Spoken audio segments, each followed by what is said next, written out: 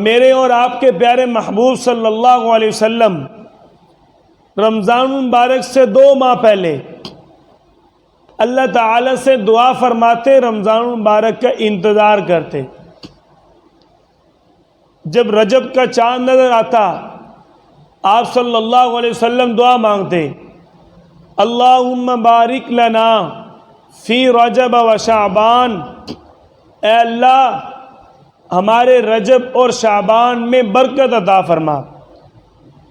وبلغنا رمضان، اور ہمیں رمضان المبارک تک پہنچا، یعنی رمضان المبارک کی برکتیں ہمیں بھی نصیب فرما۔ امام ربانی مجدد الفسانی رحمۃ اللہ علیہ فرماتے ہیں کہ ہمارے ہاں رمضان المبارک کا اتنا اہتمام ہوتا تھا،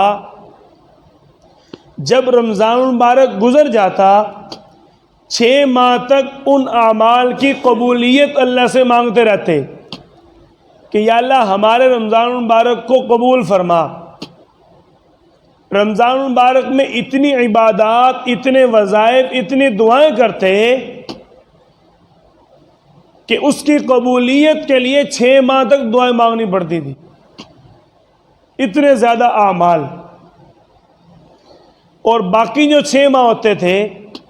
ان 6 ماہ میں ہم رمضان المبارک تک پہنچنے کی اللہ سے دعا مانگتے رہتے، یعنی پورا سال رمضان المبارک کا اہتمام ہوتا تھا۔